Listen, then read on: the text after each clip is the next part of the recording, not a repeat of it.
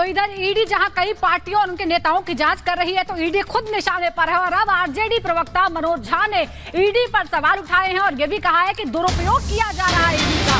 केंद्र सरकार ईडी जैसी संस्थाओं का दुरुपयोग कर रही है। तो लगातार विपक्ष के तमाम नेता इस तरह की बातें कहते रहते हैं और लालू यादव से कल 10 घंटे पूछताछ की गई है और अब इस मामले पर उन्हीं के पार्टी के प्रवक्ता मनोज झा सवाल उठाते हैं, जांच एजेंसियों के दुरुपयोग का आरोप केंद्र सरकार पर लगाते हैं। तो एक तरफ जेएमएम नेता और मुख्यमंत्री को तलाश रही है ईडी, तो लालू यादव से पूछताछ के बाद मनोज झा ने सवाल उठाए।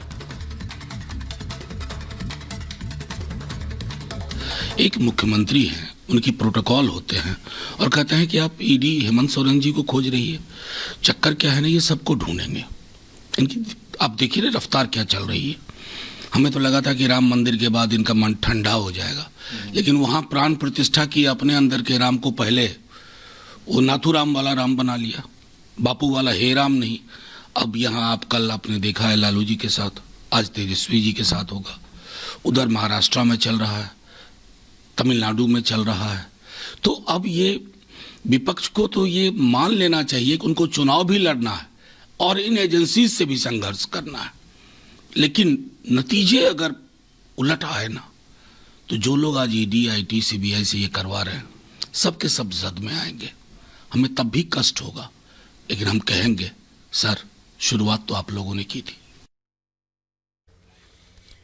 और इस वक्त हमारे सहयोगी लोमस हमारे साथ जुड़ चुके हैं। लोमस, कल ये जानकारी निकलकर सामने आई थी कि एकाएक झारखंड से निकलकर और हेमंत सोरेन दिल्ली पहुंच चुके हैं। ईडी उनके आवास पर पहुंची, 15 घंटे लंबी तलाशी अभियान चला, लेकिन देर शाम तक कोई जानकारी हेमंत सोरेन के बारे में नहीं मिल पाई। क्या अभी कुछ स्पष्ट हो पा रहा है कि हेमंत सोरेन दिल्ली आवास पर मौजूद हैं या नहीं, या फिर कहीं और? दीपेश, सही तौर पे अगर बात करें तो हेमंत सोरेन का अभी तक अता पता किसी को नहीं है। ईडी भी लगातार यहाँ पर जो घर है, जो दिल्ली आवास है, यहाँ पर 15 घंटे तक जांच करती है और जांच करने के बाद वो अपने साथ ड्राइवर को भी लेके आती है, उनके द्वारा ड्राइवर से भी पूछताछ करती है। लेकिन अभी तक हेमंत सोरेन की जानकारी ना तो ईडी के पास है ना ही किसी और के पास। लेकिन हेमंत सोरेन के जो तमाम मंत्री हैं उनके द्वारा कहा जाता है कि वो सुरक्षित है, वो जहाँ भी हैं वो पूरी तरीके से सुरक्षित है। और साफ तौर पर जो सीएम ऑफिस है वो एक लेटर जारी करता है ईडी ऑफिस को कि वो 31 तारीख को पेश होंगे। साफ तौर पे आपने देखा कि किस तरीके से कल पूरी तरीके से ईडी के अधिकारी यहां पे पहुंचे थे। उन्होंने इस घर की जांच की थी, जो यहां पे लोग मौजूद थे उनके बयान दर्ज किए थे और उन्होंने ड्राइवर को भी उस पूरे बयान में उसके भी बयान लिए थे। और साफ तौर पे यहां पे जो गाड़ी खड़ी थी, BMW गाड़ी खड़ी थी, उसको भी अपने साथ देर रात लेके गई। साफ तौर पर आपको बता दें कि 15 घंटे तक ये जांच पड़ताल चलती रही।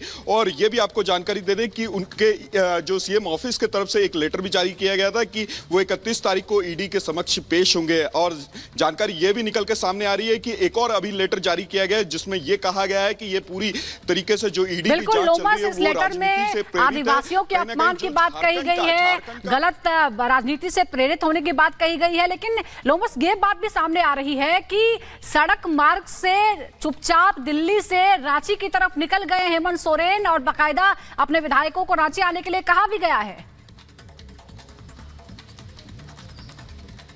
बिल्कुल बिल्कुल साफ तौर पे, क्योंकि जिस तरीके से वो दिल्ली पहुंचते हैं, दिल्ली पहुंचने के बाद वो यहाँ पर ईडी से किस तरीके से बचा जाए उसके लिए वो कई सारे कानून के जानकार हैं उनसे मुलाकात करते हैं। मुलाकात करने के बाद ये कहा जाता है कि वो बाय रोड झारखंड वापस जा सकते हैं, क्योंकि जिस तरीके वो पहले अपनी पत्नी की गाड़ी का इस्तेमाल करते हैं और पत्नी की गाड़ी को वहीं बीच रास्ते में छोड़ करके वो दूसरी गाड़ी में बैठ करके निकल जाते हैं। तो यही मानना सही होगा कि वो दूसरी गाड़ी से या तो झारखंड चले गए हैं या फिर कहीं और चले गए हैं। साफ तौर पे आप देख सकते हैं कि ट्विटर पे एक पूरी तरीके से उन पे एक आरोप लगाया जा रहा है। बीजेपी के जो सीनियर नेता है निशिकांत दुबे, उनके द्वारा कहा जा रहा है कि वो पूरी तरीके से लापता है, झारखंड की जनता को मिट्टी में मिला करके वो लापता हो चले।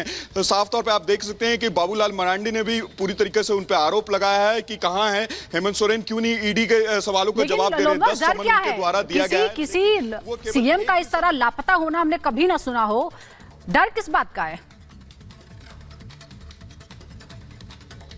देखिए डर तो पूछताछ का है, क्योंकि सवाल तीखे हैं और उन तीखे सवालों का जवाब शायद इनके पास नहीं होगा, क्योंकि जब आदमी गुनाह करता है और गुनाह से बचने के लिए वो छुपता फिरता है, तो साफ तौर पे आप ये अनुमान लगा सकते हैं कि जो ईडी पूछताछ करने वाली है उसी से बचने का ये कहीं ना कहीं एक तरीका है। साफ तौर पे आप देख सकते हैं वो बिल्कुल, यानी समझा जा सकता है कि अभी हेमंत सोरेन के बारे में कोई जानकारी नहीं मिल पा रही है। हालांकि ये बताया जा रहा है कि वे रांची के लिए रवाना हो चुके हैं। वापस लौटेंगे आपके पास लोमस, लेकिन इस बीच एक और बड़ी खबर का रुख कर लेते हैं। सोरेन पर जेडीयू ने भी निशाना साधा है। मुख्यमंत्री को ईडी खोज रही है, ये जेडीयू की तरफ से कहा गया। मुख्यमंत्री सोरेन लापता है, ये लोकतंत्र पर कलंक है। तो जेडीयू ने अब हेमंत सोरेन पर निशाना साधा और जेडीयू की तरफ से ये प्रतिक्रिया निकलकर सामने आई। ये कहा जा रहा है नीरज कुमार की तरफ से कि मुख्यमंत्री को ईडी खोज रही है, मुख्यमंत्री सोरेन लापता है, ये लोकतंत्र पर कलंक है। माननीय लालू प्रसाद जी को ईडी के विभिन्न मामलों में दिल्ली से सम्मन होने के बाद यहाँ पूछताछ किया गया। दुर्भाग्यजनक पक्ष यह है कि राष्ट्रीय जनता दल के कार्यकर्ता ईडी जैसी संवैधानिक संस्था के बाहर प्रदर्शन कर रहे थे। वो हम समझते हैं कि लालू जी का नुकसान ही कर रहे थे, और हम तो सलाह देंगे कि अब माया ममता मोह किस बात का है।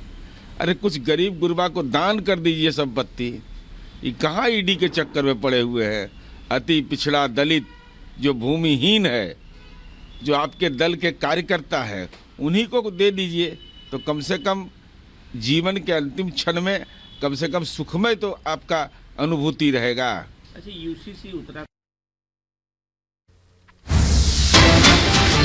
लैंड फॉर जॉब घोटाले में खबर है, लालू की बेटी को मिली है जमीन। ईडी ने कहा है हेमा यादव के नाम पर जमीन ट्रांसफर की गई। आपको बता दें कि आरोपियों में हेमा यादव भी है, लालू यादव की बेटी। और अब ईडी के सूत्रों से यह खबर आ रही है कि एक जमीन हेमा यादव के नाम भी ट्रांसफर की गई थी। दरअसल ये रेलवे में भर्ती के बदले जमीन लेने का ये मामला है, और ये आरोप है कि 2004 से 9 के दौरान जब लालू यादव रेल मंत्री थे तो उन्होंने कई लोगों को सरकारी नौकरी देने के बदले उनकी जमीन ली थी, और अपने परिवार के कई लोगों और कुछ पार्टी के पदाधिकारियों के नाम उन जमीनों को ट्रांसफर कराया गया था, और उसमें हेमा यादव का नाम भी शामिल है।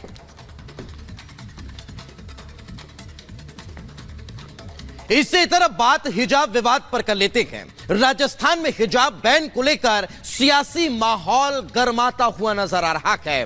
भारतीय जनता पार्टी के विधायक बाल मुकुंद आचार्य ने एक स्कूल में हिजाब पर बयान दिया था, जिसके बाद यह मुद्दा राजस्थान विधानसभा तक जा पहुंचा, और कुछ लोग हिजाब के पक्ष में तो कुछ विपक्ष में सड़क पर नजर आने लगे हैं। यही कारण है कि अब हिजाब को लेकर सियासत जो है वो राजस्थान में नजर आती देखने को मिल रही है। देखिए रिपोर्ट।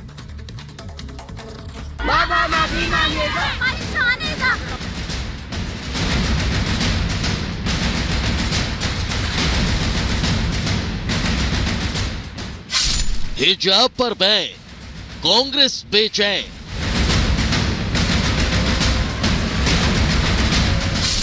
हिजाब पर संग्राम, किसका प्लान?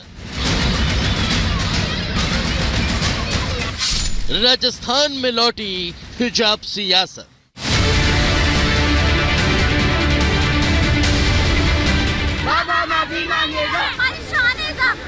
राजस्थान में हिजाब को लेकर सियासी तूफान खड़ा हो चुका है।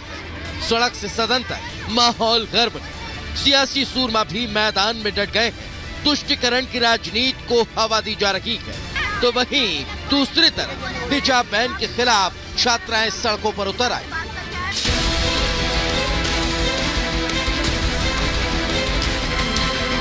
हिजाब बैन को लेकर राजस्थान में सिर्फ विचार ही चल रहा है, लेकिन विपक्ष को इसमें भी राजनीति दिख रही है। विशेष समुदाय का वोट हासिल करने के लिए हिजाब को राष्ट्रीय मुद्दा बनाने पर तुली हुई है।